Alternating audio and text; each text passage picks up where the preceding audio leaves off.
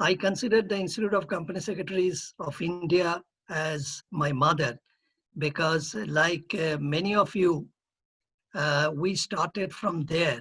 And then, as we progress in terms of age, we progress in terms of career also. And this is where am I as of today.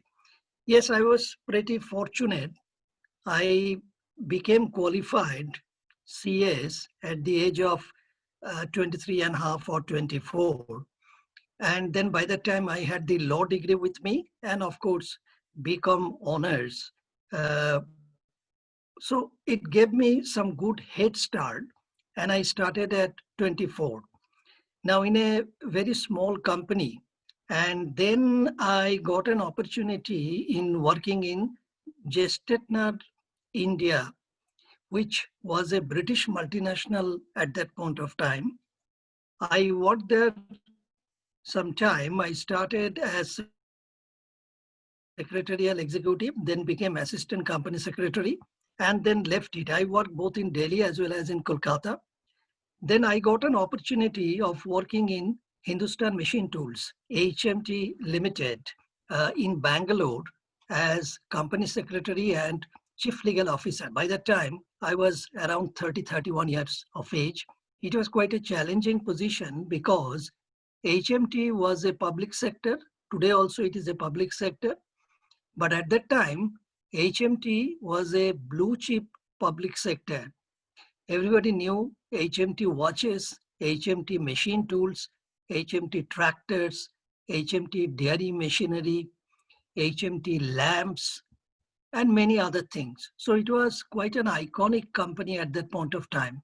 As I said, it was a jewel in the public sector. So I stayed in Bangalore for 8 years, and honestly speaking, my life changed at that point of time.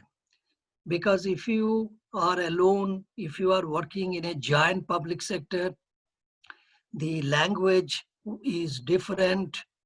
And at that point of time, not much integration we could see between all these states and the zones, etc. At that point of time, still I was recognized as some kind of, Hindi speaking, although I am a Bengali speaking, but there was nothing wrong. I was welcomed in HMT with absolute, by two arms, by everybody. So I had a fantastic journey. And as company secretary and chief legal officer in HMT, it was a behemoth public sector. I was able to introduce a lot of things. I was able to experiment with many things. And then I got the real exposure of board related and secretarial activities at that point of time, because it was having a mammoth board, almost 25 to 30 directors, non-executive, executive, whole-time directors. They all attended the board meetings. And it was quite an experience for me to handle this kind of mammoth board meetings. And then I was responsible not only for HMT, the mother company, but also the subsidiary companies in different parts. So it was quite an experience, and I have learned so much at that point of time that I can't tell you. And later on, all these learnings helped me when I progressed in my own life and career. I worked there for 8 years, and then I left, and then took another round of challenge in a multinational company called Indian Aluminium. So I joined in Indal in Kolkata. I worked there for a couple of years.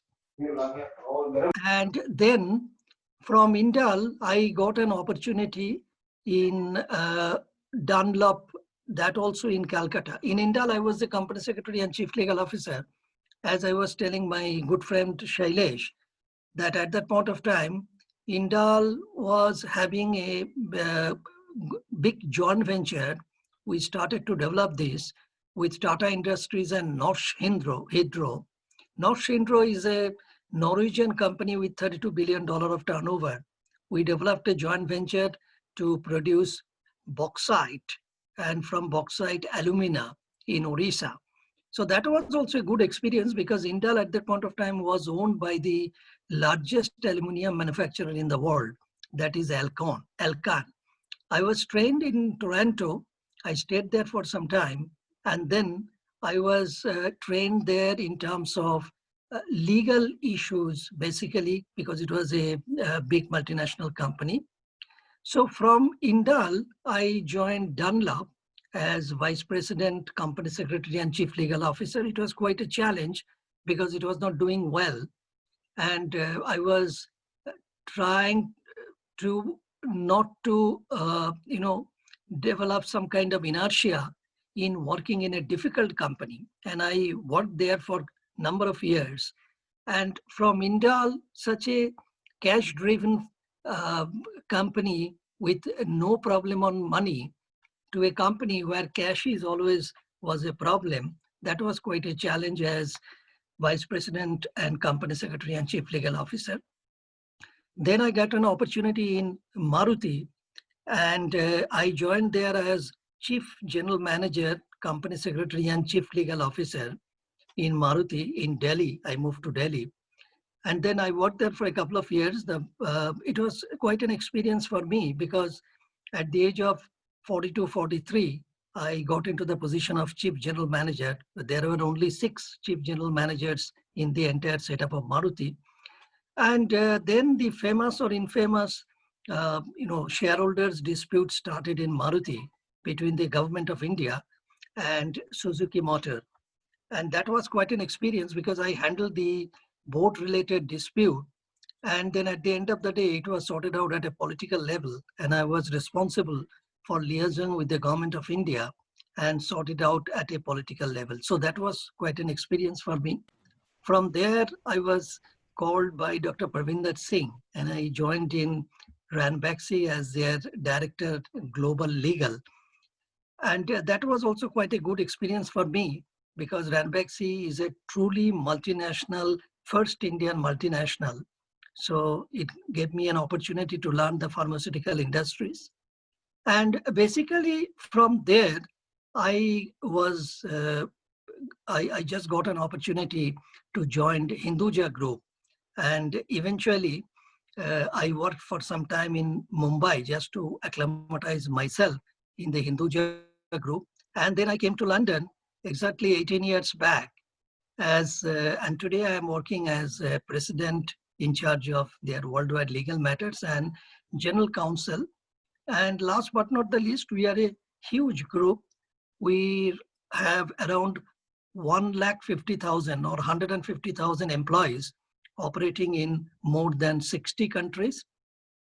Our annual turnover is around $18 billion, and we operate in 11 business verticals. So it is a very big group spanning over all the continents, and we are in existence for the last 105 years. So it is really a fascinating experience. Sir, why did you choose CS? Like, what made you go for a CS degree? That's an interesting question, and I want to give you the honest answer. Honestly speaking, when I started, I could be around 21, or 21 and a half. While when I started studying CS as well as law also, I had no idea what CS was all about because it was not so popular, so well known at that point of time. But somehow or other, I had an inclination in legal matters. So I asked one of my friends that, can you suggest something which has got legal connotation? And then he told me, Abhijit, since you are doing law, there is a course called company secretaryship and there is an institute. So why can't you join? It's unbelievable as of today because now CS is what CS is.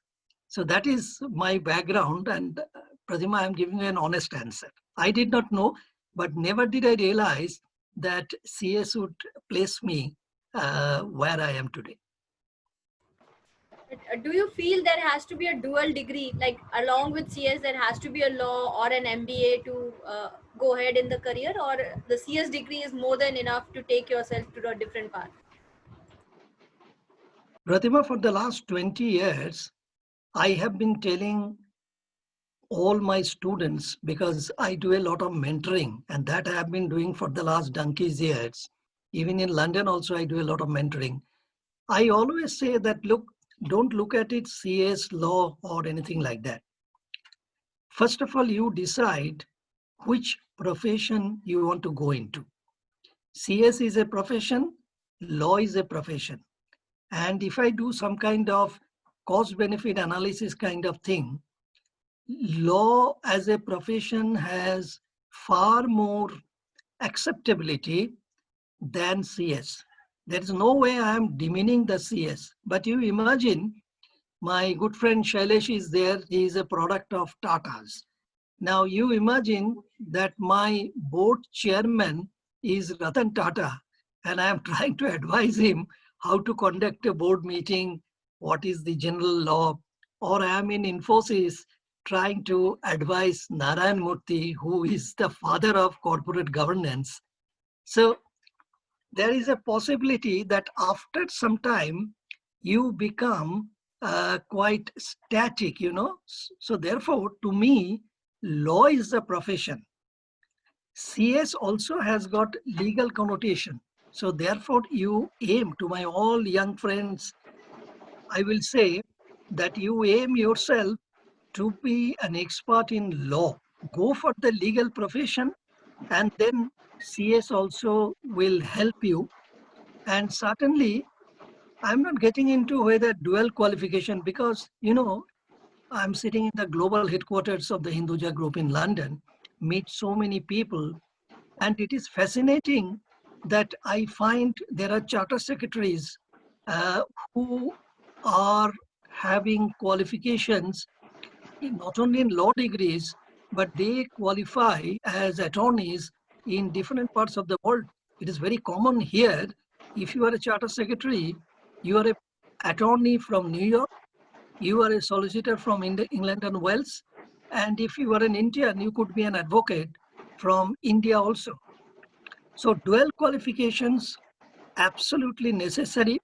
Specialize in law. You start your career as CS, then as you progress, go for legal qualifications, and then there you specialize. And in legal qualification, like for example, I am on the board of many Hinduja companies around the world.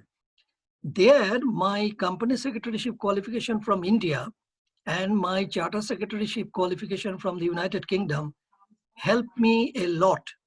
So therefore, these qualifications are very helpful. And then if you are a legally qualified professional, that will also be helpful. So my limited advice is go for the legal profession. And if you are aiming at to be a legal professional, then legal qualification is necessary along with the CS. Start with CS, go for legal. Uh, we have a question from one of the participants. Should I take it now, or should we wait till the end of the session? It is up to you. I'm comfortable in any way, but I thought that, you know, at the end of the session, it will be easy for me to answer once I get an opportunity to explain whatever I want to say. So we also want to know what more a CS should do. Should we restrict ourselves to only a company secretary work with the legal background, or there are more opportunities available for a CS professional? I think partly, Pratima, I have covered this subject when I was talking about earlier issue. I think start with CS, but then to grow as company secretary in a professional hierarchy or ladder-based corporate, you will find that after some time, some kind of restrictions are coming in your way. It is not enough that you become a company secretary, but it is important that in which cadre you are getting into. That's actually very important. There are company secretaries who are only visible when there are board meetings. So people know that this gentleman sits in one corner, and whenever there is a board meeting, he comes into the open. There are few company secretaries who have really done well in their professional life, and then they are treated with huge amount of respect at the board level. So therefore, question is that, which direction you want to go. It is not enough to be a company secretary, but it is important that you are respected as a top-notch, good professional in any organization that you are working with. That's actually very important. Now that requires a lot of investments into yourself, professional development, etc. As a fresh company secretary, how a person should start their career with, like, should they start it with a PCS firm, train themselves, and then go for a corporate, or they should directly start from a corporate and learn more while being in a job where they get more opportunity?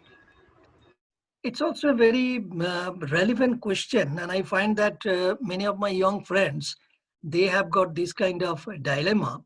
Same questions also being asked to me when someone wants to join in a legal profession. Should I start in-house or should I go to the law firm and start there? Now, first and foremost, my advice to everybody is that once you qualify and you get an opportunity, simply grab it in two hands, because that is the most important thing. I don't want any of my young friends to remain unemployed even for a couple of months because they were waiting for some kind of dream job. There is no dream employer. Let us be very clear. There is no dream job. There is nothing. Remember what Narayan Murthy told at some point of time. He said in one of the lectures in an university, uh, he said that don't fall in love with your employer, fall in love with the job that you do. So it is very important that you have to start somewhere. So therefore, if you get an opportunity in a law firm, go and join. If you get an opportunity from a corporate, go and join. If you get opportunities from both the areas, both corporate setup as well as law firm, external law firm, take a call that which one as an employer will be good for me. Second yardstick will be you see where you can learn. That's actually the fundamental for me. In India, before joining Hinduja Group, I was quite, notorious, quote unquote. And whenever I used to see my friends, they used to ask me, are you still in Maruti? Are you still in Ranbaxy? Are you still there or you are not still there? Now I am having the last laugh. If I could not work in all these areas, all these companies, all these industries, then it was very difficult for me to really, do whatever I am doing it in Hinduja Group. So most important thing, wherever you join, you please make sure you learn. Wherever there is an opportunity to learn, go and join.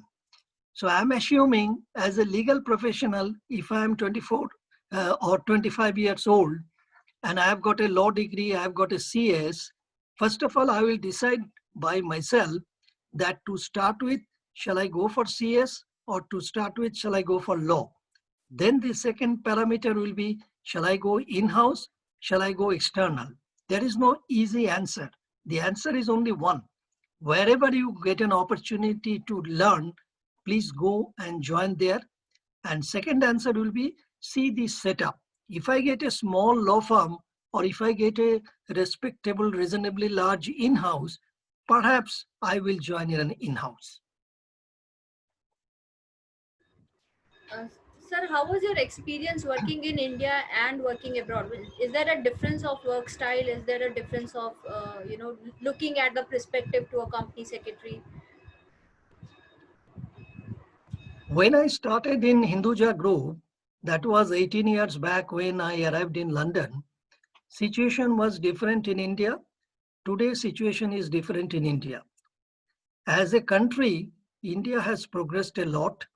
There is a lot of respect of Indians and Indian professionals around the world. So therefore, there is a change in the perception. The dynamics has changed, whether it is political, whether it is geopolitical, whether it is geographical, whether it is professional. So therefore, there is a much more acceptability of Indians around the world. Second point, I need not have to give any certificate. You look at 10 very important major companies around the world, all are headed by Indians, whether it is Microsoft, whether it is MasterCard, whether it is big global banks. These are all headed by Indians.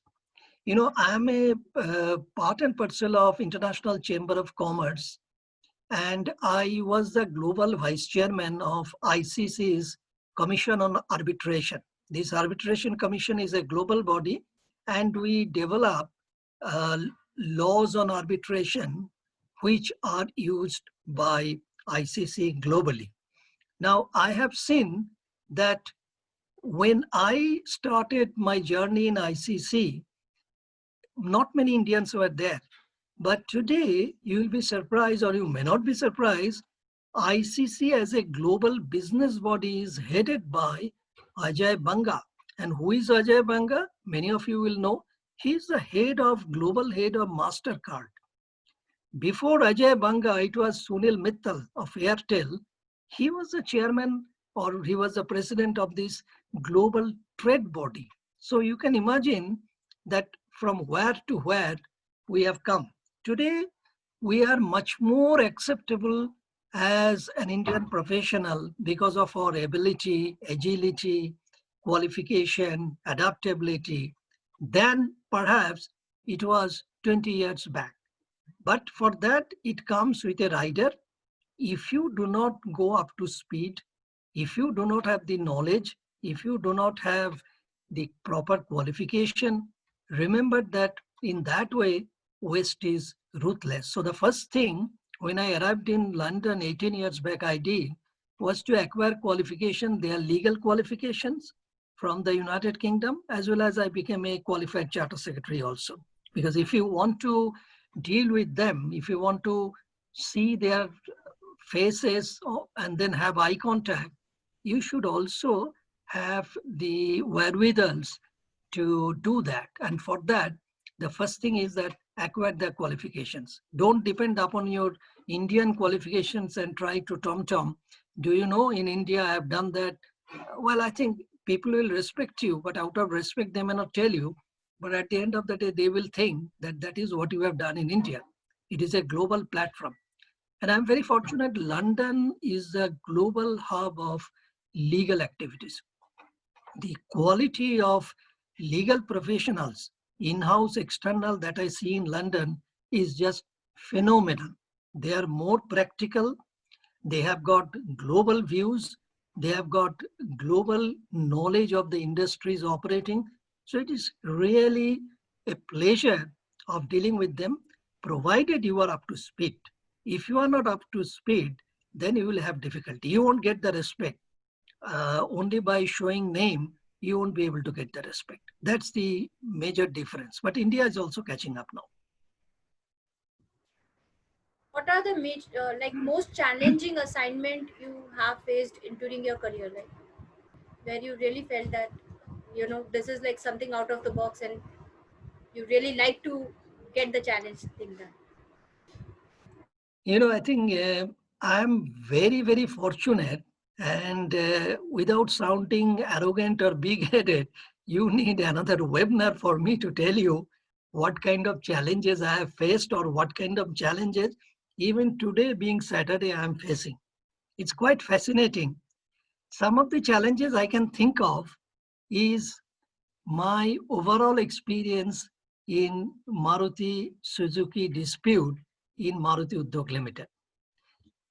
Because at that time, the government of India was holding half of Maruti, and the balance 50% was owned by Suzuki Motor Corporation. And if there is a battle at the boardroom level and at the shareholder level, you can imagine that what kind of experience you will be having. It is like both the partners, husband, wife, or partners, they are fighting for divorce. And as a child, I'm in between there, and I'm not really a grown-up child.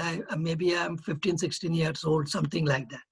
You are torn between the two partners if a legal battle is going on. And then, first and foremost thing, maintaining your impartiality, because mind that it is between Government of India as a shareholder and Suzuki Motor Corporation as a shareholder.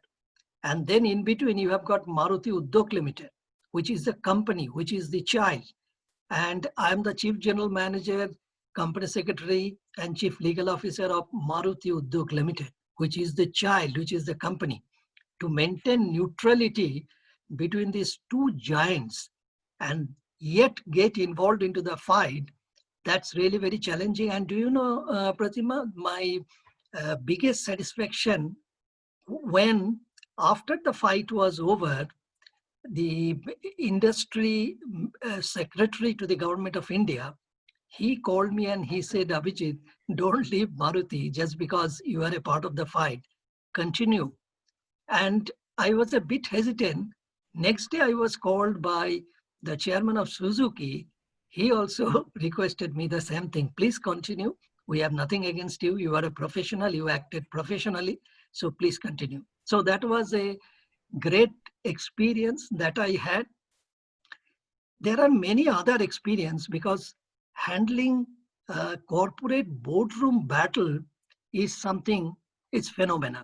The second experience is in Dunlop, I got involved into the dispute between the shareholder and the managing director.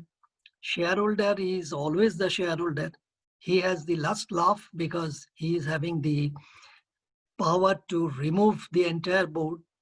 But, you know, the managing director, I was reporting to him. So he took my advice.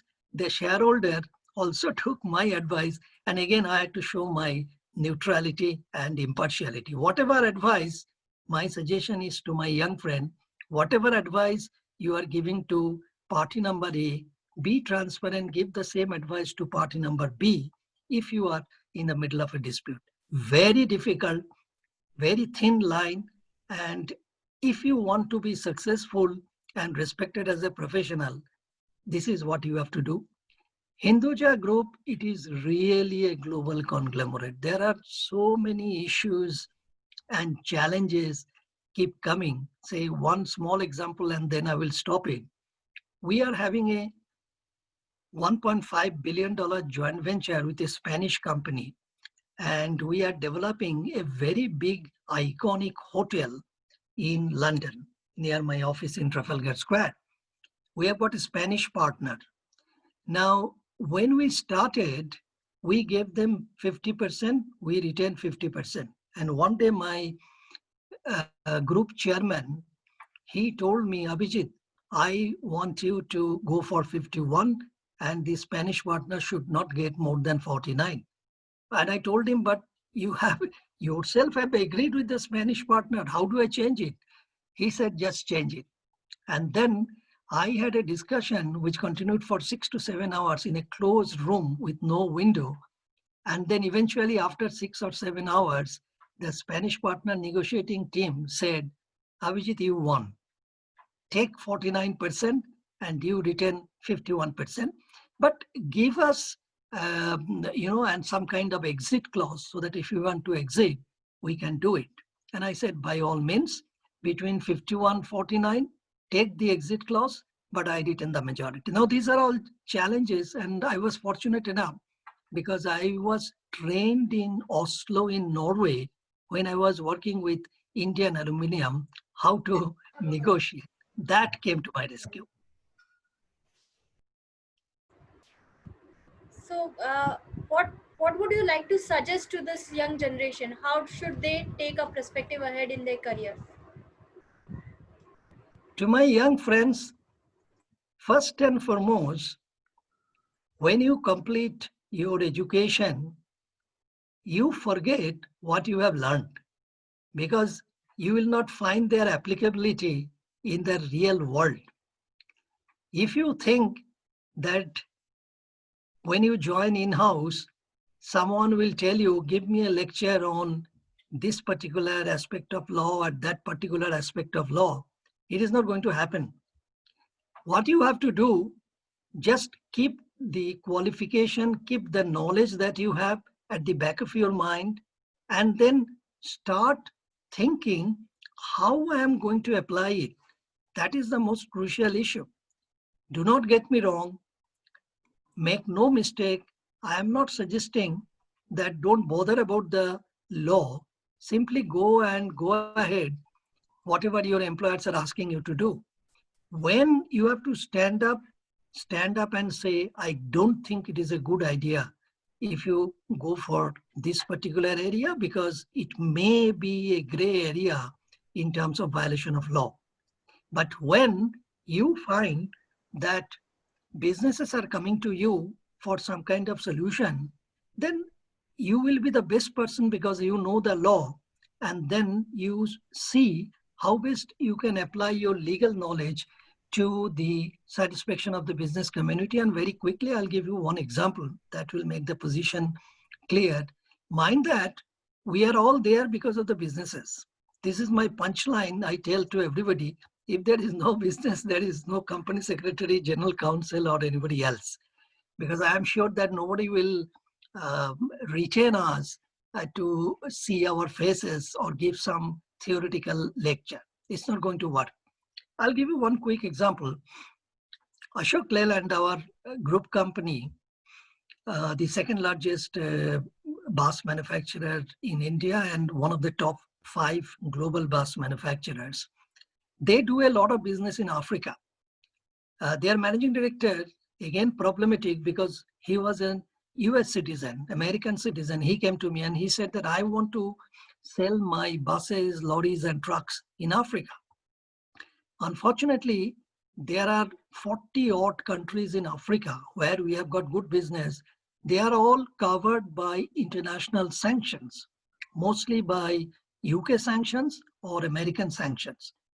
As group, we have got huge operations in the United States. I can't afford to jeopardize my US operations by supplying products in Africa, which are covered by sanction. Now, I kept on refusing giving them permission from London headquarters to supply buses and trucks and whatnot to African countries. Later on, I had a word with the promoters, the Hinduja family, to whom I report to, fortunately. I tell them that, look, I'm quite bit sick and tired every time telling the business, don't do it, and we are losing millions of dollars as businesses. Do you allow me to explore some opportunities and see even we can approach the government and get some approval and go ahead? And family is very receptive to the idea. They said, yes, Abhijit, why not you explore it and see what best can be done? So I started talking with the governments, especially the British government, and eventually the rest is the history because in the last 6 years, Ashok Leyland was able to export to those African countries buses worth 150 million US dollars. So you can imagine what you can do if you are really productive. I talked to the government. I fully understand the legal implications of international sanctions.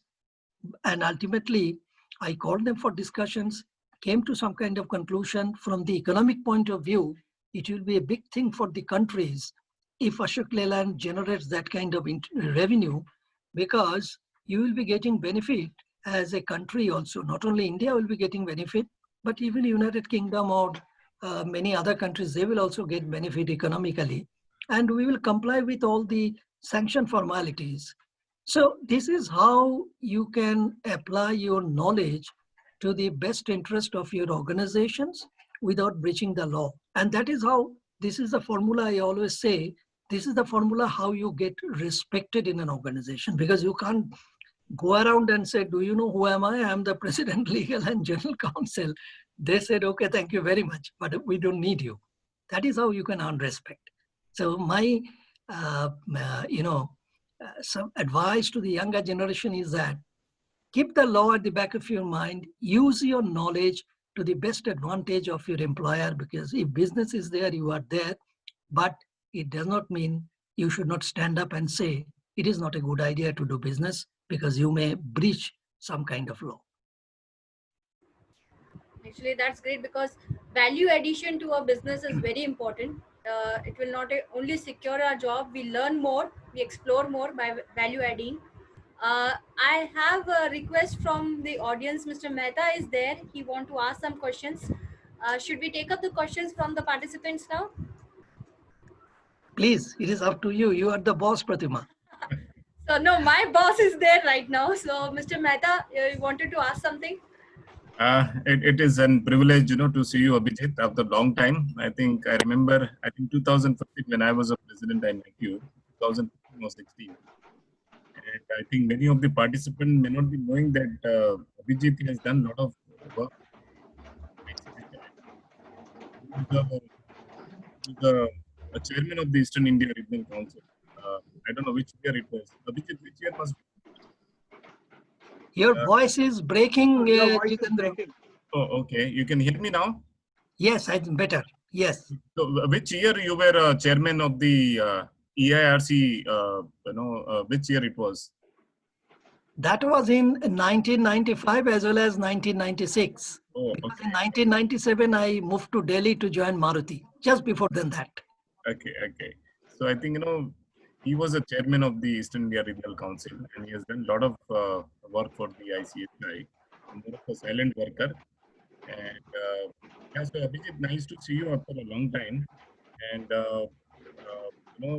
Pratima has taken an initiative. He just wanted to bring it to the notice how the many of our members has reached to the peak of the profession, and like a person like you, and we are also very privileged to have Shailesh Raja. That is also one of the participants.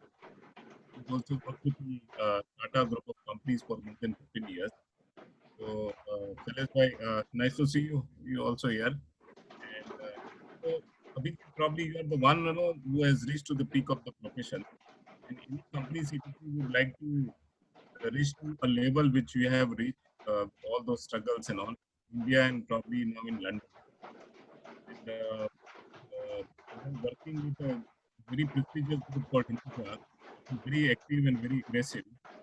In India, of course, Ashok Leyland and your IndusInd Bank are very active, in the stock market also.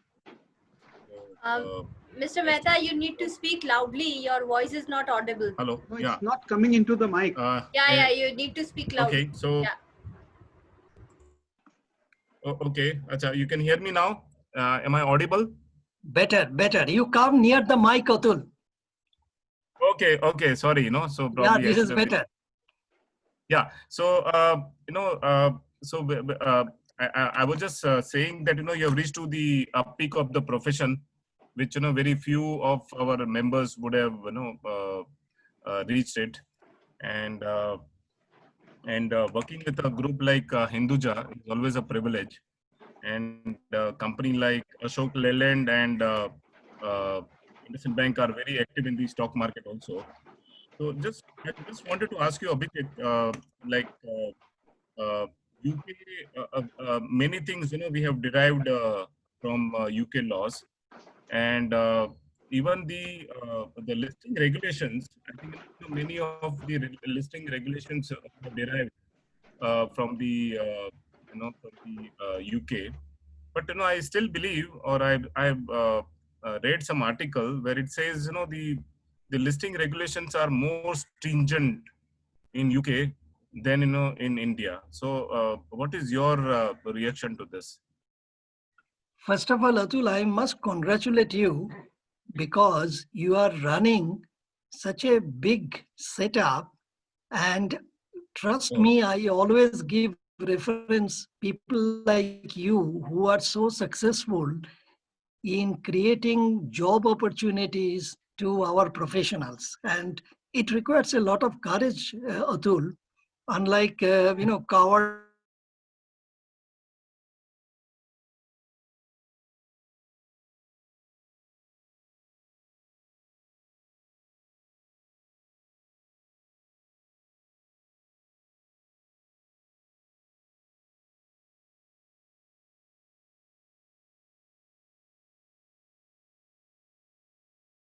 you know, British laws, it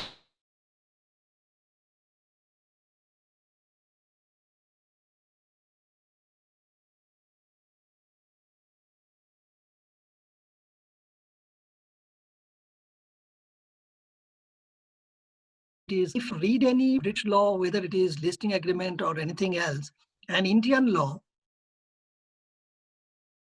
you will find that Indian law is quite complicated. The drafting is complicated.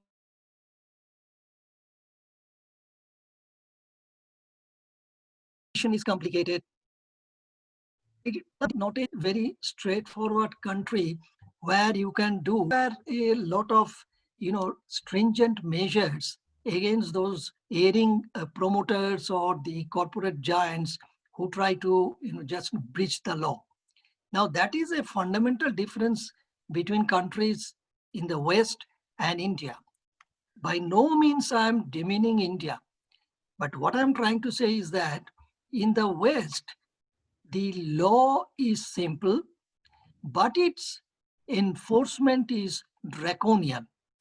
So if there is a simple law and if there is a breach, and if your intention is to play with the law, then they will come upon you. They means regulators like a ton of bricks. But if they find that your intention is not that you wanted to breach, but somehow or other you breached it, that's why there is a fundamental difference how register of companies work in our country, in India, and how companies house work here. If you go to the company's house, if you call them up, because you don't have to go anywhere, call them up and say, I'm sorry, I have forgotten to file this form or comply with this regulation, that regulation, and it may be 6 months old. I'm very sorry for that. They will not impose any kind of penalty. They will simply say, do this or do that. That is the end of it. Because there is a fair assumption that you have got no interest or no preconceived idea to play with the law. But if they find that despite one notice, two notices, three notices, you are playing with that, then of course they will come upon you like a ton of brick. Coming back to your question of listing, there are two types of listing I'm sure you are aware of. One is in alternative investment market or AIM listing. The other one is listing in the proper London Stock Exchange. Both regulations are quite stringent, but people are there to help you. I remember we have got a big bus manufacturing company in the United Kingdom, and it was a publicly listed company. And when I approached them for public listing, AIM listing, at that point of time, I have had the opportunity of directly dealing with the AIM authorities, alternative investment market authorities like SEBI. You can talk to them, take their advice, what kind of brochure you will be preparing, how you will approach to your minority shareholders. They are all there to help you. But I remember when I was dealing in India, accessing SEBI at that point of time, maybe 20 years back, was quite a difficult proposition. You just can't ring up SEBI, or you can't just say, I'm coming to meet you, the chairman of SEBI. It is just not possible because of a variety of reasons which I am not discounting. So therefore, yes, rules are stringent because the enforcement is stringent. The regulatory authorities are independent. There is no political pressure by and large. So if you want to take action, you can take action. But still we grumble in the United Kingdom because when there are examples of insider trading or breach of listing regulations, etc., we see that there is huge fine that is imposed even on the individual, unlike in the United States, where the individuals are put behind bar. Even the legend like Rajat, the McKinsey global chairman, he himself was a legend. He was put behind bar. And I remember when his case came up before the US court said that I'm very sorry, Rajat, that I have to put you behind bar because you are a legend. You have done so much for charity, so much done for the poorer section of the society, but law is law is law. I have to put you behind bars, but I will make sure that you don't suffer and you come out and continue to do the good work for charity. Whereas in the UK, there normally we don't put people behind bar, but then certainly there is a huge amount of fine which will deter you for breaching any law, any listing agreement or anything like that. That is the major difference. Okay. So, yeah, Shailesh bhai, you wanted to ask anything? I would just, in a lighter vein, Abhijit, you talked about them coming down with a ton of bricks when you break the law or whatever. What has happened to this ton of bricks with Vijay Mallya? He is having his own sweet time. Every time there is some postponement, he appeals one, then the appeal. He should have been back in India at least 2 years ago. Where was that ton of bricks? And even the political relations at the political level are also very good. So it's not a political thing. I think it is the legal process.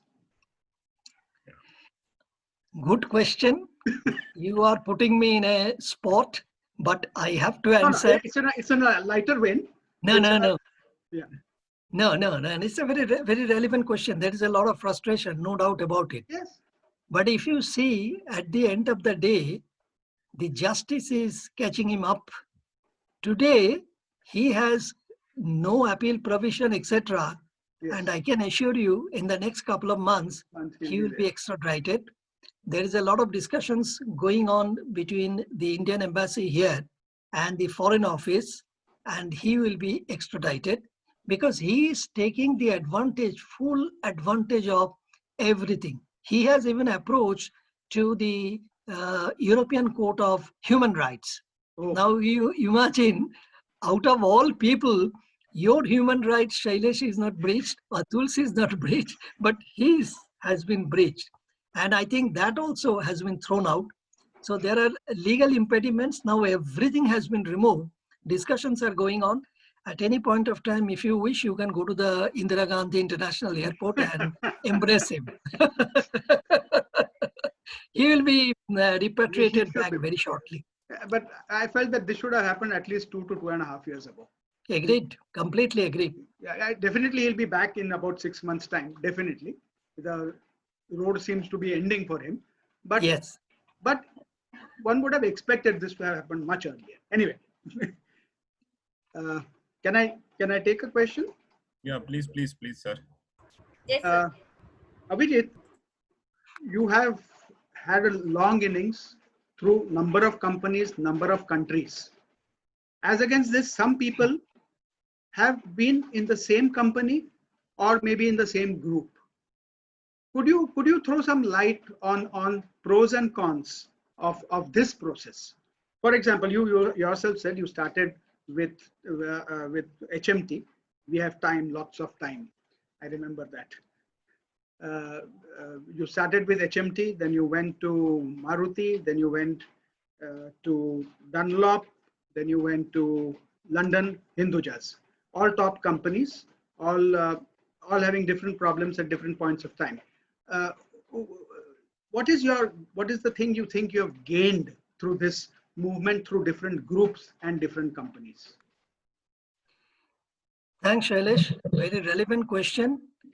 And I remember my conversation in 1999 with Dr. Parvinder Singh, who was not only the chairman of Ranbaxy, but he created Ranbaxy. It was his baby. Yes. And very unfortunate that he died because of cancer. He was the first true Indian multinational setup.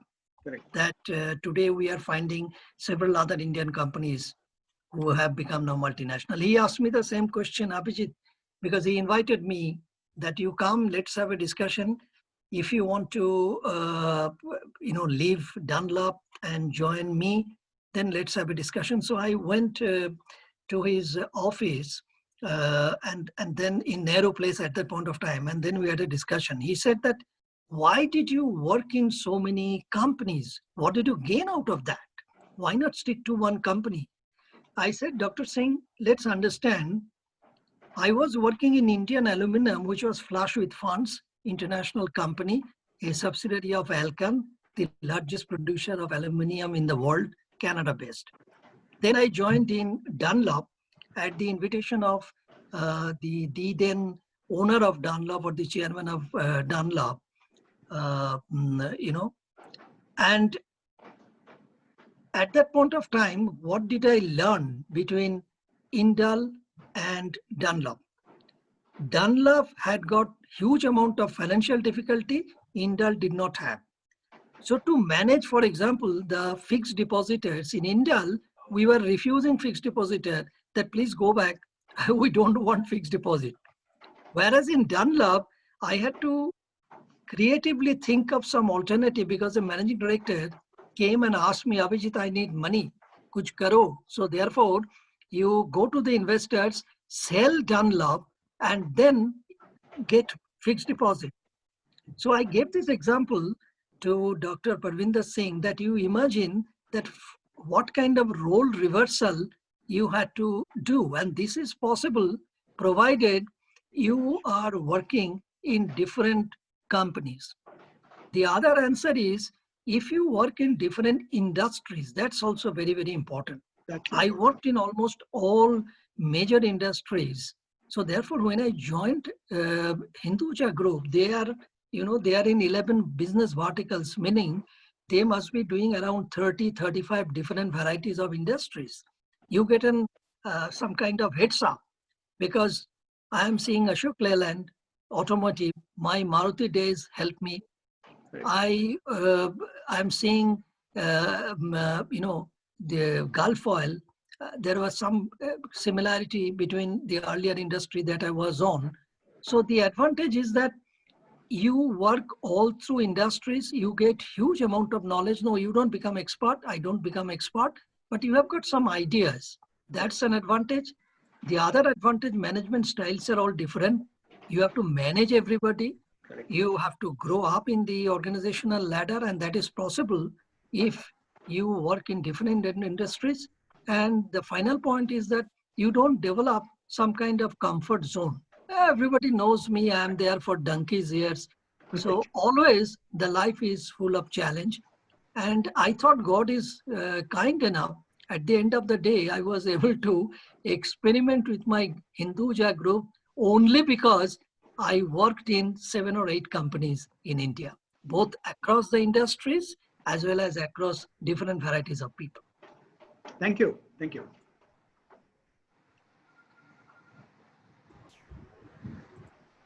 Yeah, Pratima. If there's nobody else, I'll take one more question. If there is nobody else. There is a question by Varsha Okay. Sawant. Fine. Number one, she has asked 2 questions actually. Would Brexit impact corporate governance practices in UK? That is one.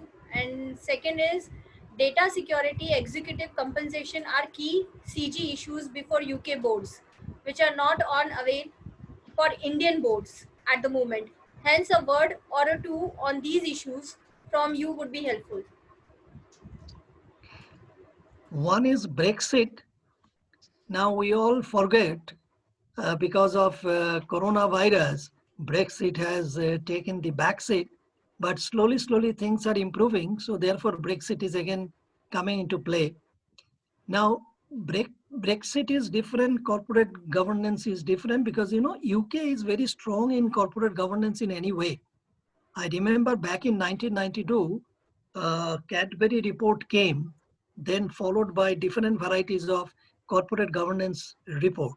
So therefore, corporate governance is a very strong point for UK as a whole, for UK companies.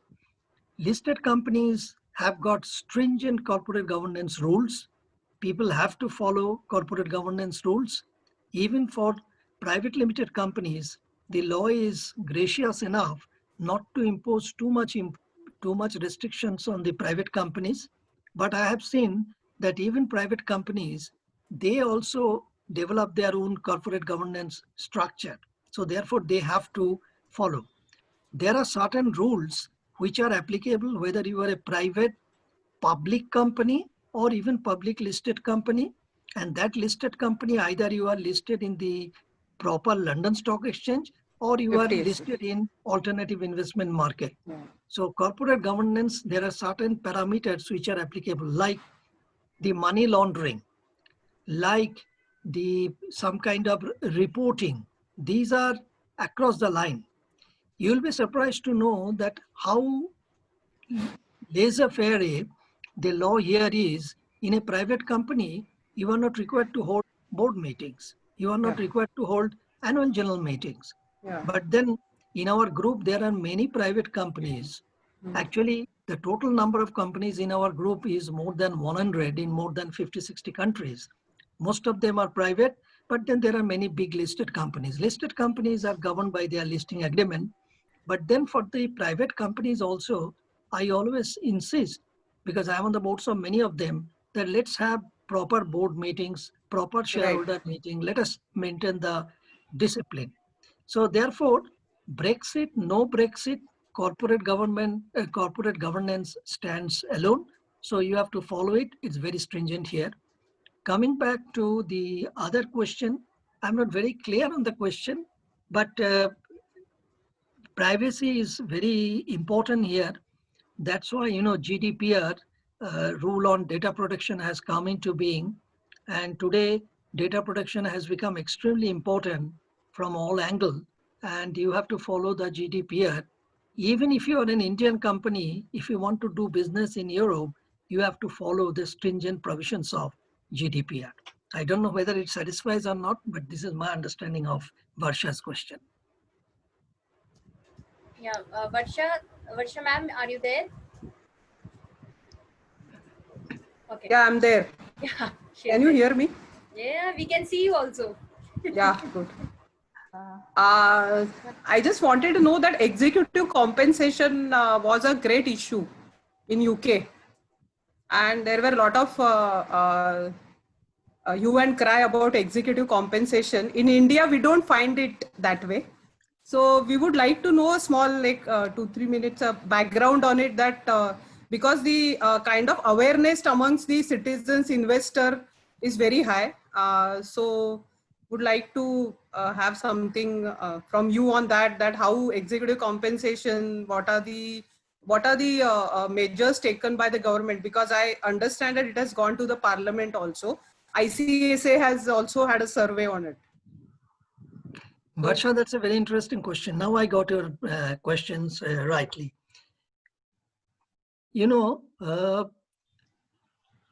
Executive compensation is an issue here because we have got here shareholders activism. Now, shareholders activism is seen in a much more positive way in the United Kingdom than in India, unfortunately. In India, the activism often goes into different tangent and dimension. Many times it is not good for the company. I myself have faced it many a times. I quote unquote manage those activist shareholder. You know how to do it. That is unethical. But then you also might have done it. I have also done it. Many people have done that. Whereas here it is different because there are reasons also. The level of education is quite high here. Right. The level of awareness is very high here. It is an integral part of Europe. In Europe, there are 44 countries. Day in, day out, there are crisscrossing of people.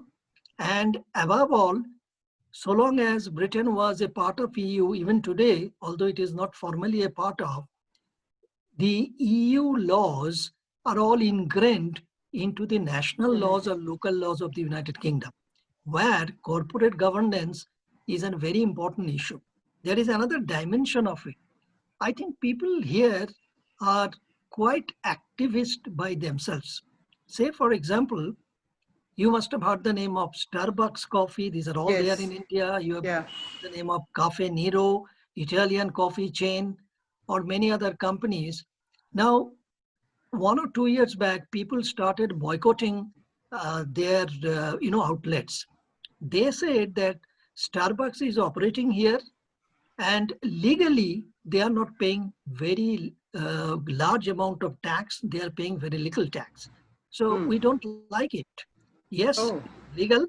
They are taking the advantage of the loopholes, but let us start boycotting them. And finally, Starbucks said, we got the point. we will restructure, we will make sure that we pay sufficient amount of tax in the United Kingdom. The same thing happens with Cafe Nero. Even the same thing happens with individuals who have taken the advantage of legal loopholes in tax and created trust, different countries, although they are Yeah. residents in Britain. And in that net, even the Virgin chairman and Virgin owner, Richard Branson, also came. And people started what we call in Hindi Muhim, that let's boycott now Virgin Atlantic. Because this guy, he is a British citizen. He lives in an Yeah. island that he himself has bought and not paying tax, although doing business in mainland Britain. Yeah. So that's the main point. And people are very, there was a gentleman who was the chairman of Royal Bank of Scotland. And when he resigned from that position, there was a lot of hue and cry for two things. A, please take back the knighthood that was given to him, because he was called that shredded CEO. He shredded the job of thousands of people in Royal Bank of Scotland. Okay. And B, and then he took millions of pounds as bonus after throwing all these jobs into dustbin. So please take away and then start some kind of agitation. And eventually, I don't remember whether knighthood was taken back or not, but he had to pay back a lot of amount of money. Although legally he was entitled, but then there was a lot of agitation. So therefore, executive compensation is a very important issue. And normally the shareholders, activists, they take up, but in the right spirit, they disrupt the AGM, and eventually the companies listen to, and they change the executive compensation. Unfortunately, in India, we don't see that often. Yeah. So yeah. you are Thank right. you. Varsha. Thank you. Yeah. Thank you. That was very good, enlightening.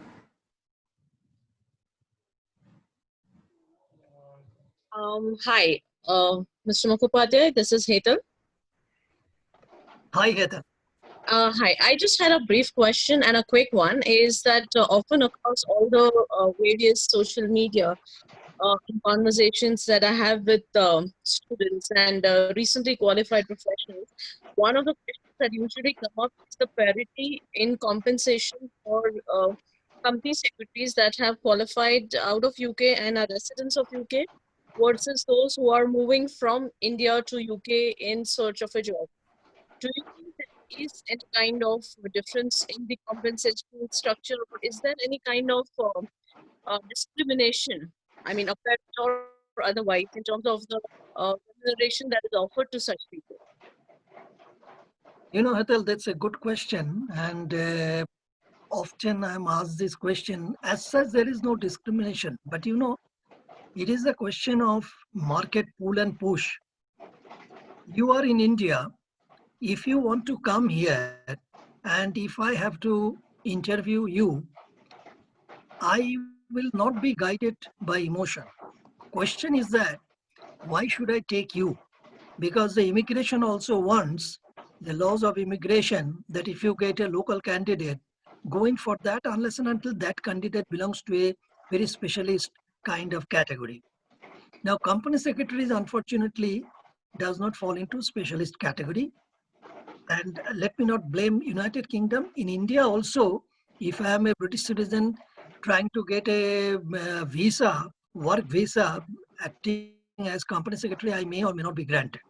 So there is no discrimination. It is a market pull and push. If you can convince the immigration, if you can convince the company which will sponsor you to take you under the immigration and visa regime, that look, I am adding value which not many people, even in London or in the United Kingdom, can provide, because I have got global experiences. So therefore, if as a junior or middle level, I want to try to come back from India to UK, A, I'll be hit by immigration. They may not give me the work visa to come.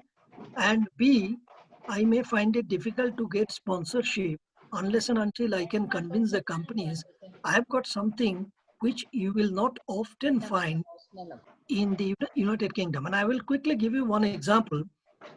when we bring people from India, then certainly I have to deal with the immigration. And I always say that, look, we have got large operations in India.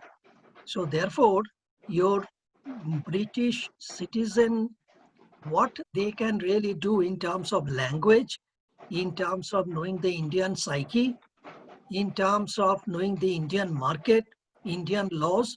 So therefore, I want to bring people from India because they will be of much help to me here rather than taking someone who was born and brought up and thoroughly bred in the United Kingdom. Well, he may be an Indian, he may be a white person or any other color. I'm not worried on the color. I am worried what kind of value addition he can do in the United Kingdom. And that, gives you the answer. If you, so therefore, I mean, don't think of any discrimination, etc. There is no discrimination.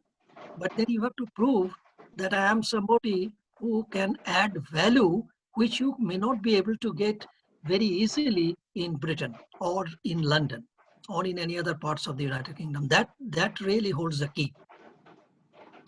Okay, and I believe this is something that is true across all levels. So we are not only looking at a fresher or somebody who has, maybe a 5 or a 6-year experience, but also somebody who has maybe a 20-year experience, right? So in the end, it comes down to the fact that what is it that you can bring to the table and how different it is from the people who are qualified and native of the UK. Would that be correct? You are absolutely correct. You take my example.